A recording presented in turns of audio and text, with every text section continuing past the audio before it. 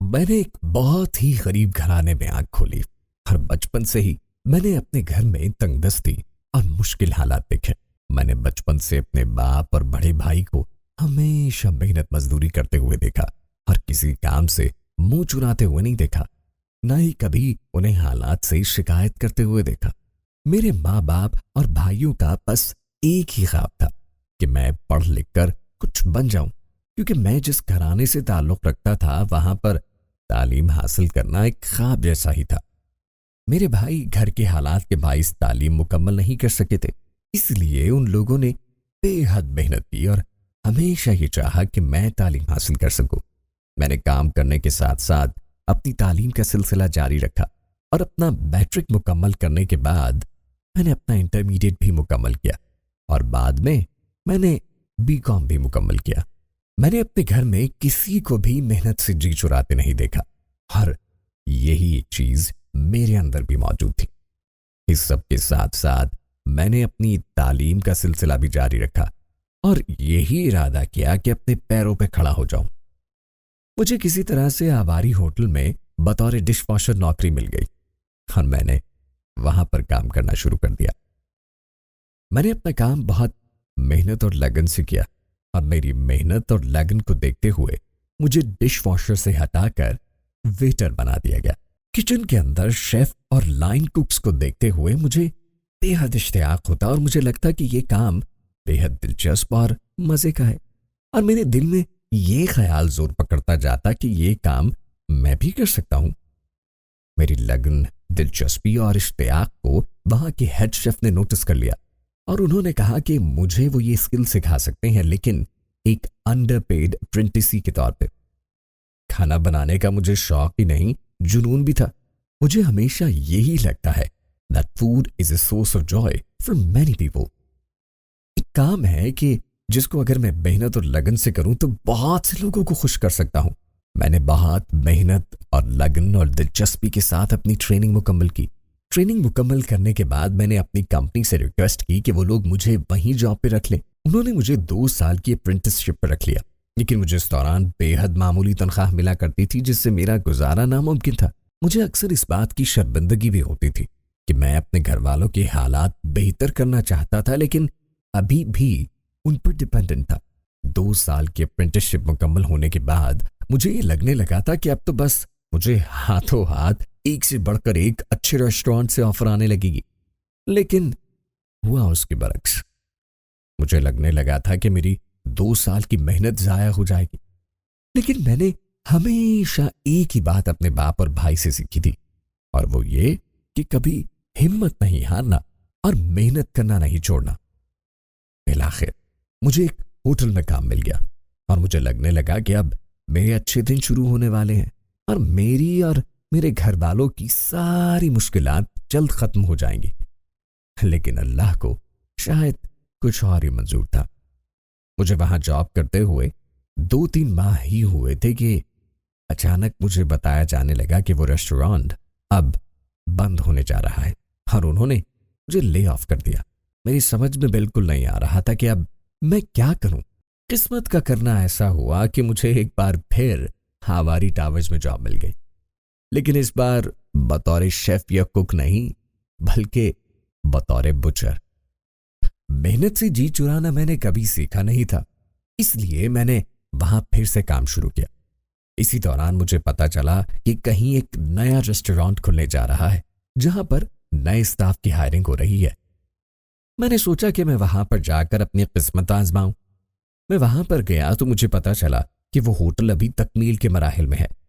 मैंने वहां पर मौजूद चौकीदार को अपनी सीवी दे दी और उसे कहा कि जब भी यहां पे नौकरियां शुरू हो मुझे लाजमी याद करे। मैं हर थोड़े अरसे बाद वहां जाकर चौकीदार को इस बात की याद दहानी भी करवाता। कुछ माह बाद मुझे इस होटल से नौकरी की ऑफर आ गई और वहां पर मैंने जिस शेफ के साथ काम किया वो बाहर से आए थे। उन्होंने मेरी मेहनत, लगन और डेडिकेशन को देखा तो वो मुझसे बहुत इंप्रेस हुए और उन्होंने मुझे ऑफर दी कि वो मुझे अपने साथ फ्रांस ले जाना चाहते हैं और मुझे वहां अपने होटल में जॉब देना चाहते हैं। मैंने उनका शुक्रिया अदा करते हुए इस ऑफर को रद्द कर दिया क्योंकि इन दिनों मेरी अम्मी की तबीयत ठीक नहीं थी और मेरे दिल ने यह गवारा नहीं किया कि मैं अपनी अम्मी को छोड़कर कहीं जाऊं। लेकिन मौका मिला दुबई में एक कुकिंग कंपटीशन में हिस्सा लेने का। जिंदगी में पहली बार मैंने मुल्क से बाहर सफर किया था और मैं बेहद खुश भी था। इस मुकाबले में हिस्सा लेने के बावजूद मुझे कामयाबी हासिल नहीं हुई, लेकिन मैंने फिर भी हिम्मत नहीं हारी और अपने आप से और वहां मौजूद सीनियर जज मिस्टर ओई मिशेल से यह वादा किया कि मैं जब तक ये मुकाबला नहीं जीतूंगा उस वक्त तक मैं चैन से नहीं बैठूंगा।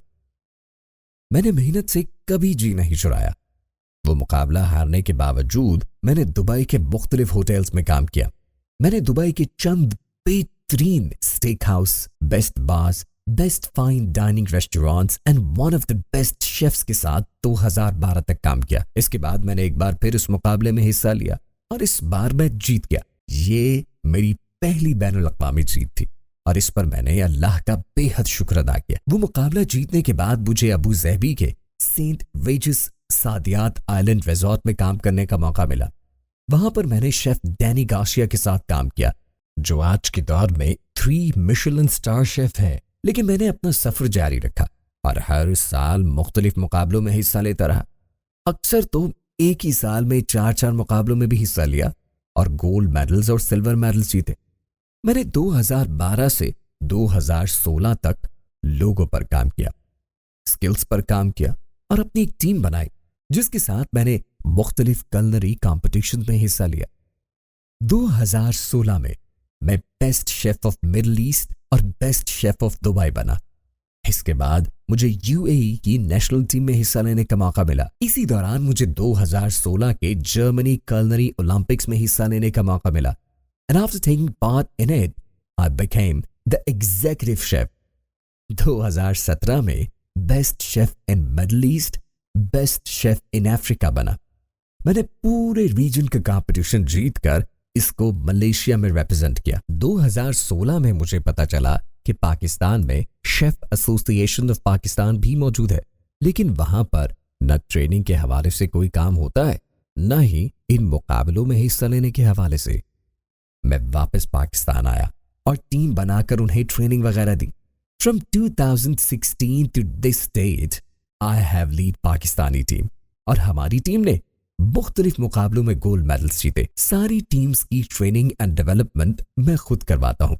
इस सब के साथ साथ मैंने पाकिस्तान में मुख्तलिफ इदारों और रेस्टोरेंट्स में वर्कशॉप्स का इनेकाद भी करवाया और मुख्तलिफ ट्रेनिंग प्रोग्राम्स करवाए, जिसमें food and science, food plating, gastronomy, competition strategy और ऐसे मुख्तलिफ सेमिनार्स का इनेकाद करवाया जो तकरीबन 100 के करीब थे। 2018 में मुझे अमेरिकन गवर्नमेंट की तरफ से O1 वीजा मिल जाता है, लेकिन मैंने 2 साल तक दुबई में काम किया और फाइनली मैंने 2020 में यूएस मूव करने का इरादा किया, लेकिन मेरा सफर अभी भी खत्म नहीं हुआ। I'm working in Blossom Hotels and Crescent Hotels, one of the luxury hotels in downtown Houston, Texas. I'm leading there as executive chef. और इसके साथ साथ 2024 के ओलंपिक्स में पाकिस्तान की टीम को भी लीड कर रहा हूं। मैंने कभी नहीं सोचा था कि मैं इतना कामयाब होऊंगा। कभी ये नहीं सोचा था कि मैं पाकिस्तान की नुमाइंदगी दुनिया के मुख्तलिफ ममालिक में करूंगा। एक ऐसा लड़का जिसने अपनी तालीम अधूरी छोड़ दी हो और बतौर डिश वॉशर अपना सफर शुरू किया, वो कभी नहीं सोच सकता था कि वो अमेरिका के एक बेहतरीन होटल में बतौर एग्जीक्यूटिव शेफ काम कर सकता है। लेकिन एक चीज जो मैंने हमेशा सोची थी वो थी मेहनत करना कभी नहीं छोड़ना, कभी अपने हालात का शिकवा नहीं करना, कभी दूसरों के सामने अपनी मजबूरियों और महरूमियों का रोना नहीं रोना, शुक्र करना, सब्र करना, लेकिन मेहनत जारी रखना, अपना काम ईमानदारी से जारी रखना और कभी भी अपने काम के साथ बेईमानी नहीं करना। और यही मेरा पैगाम उन तमाम एस्पायरिंग शेफ्स को भी है जो इस इंडस्ट्री का हिस्सा बनना चाहते हैं।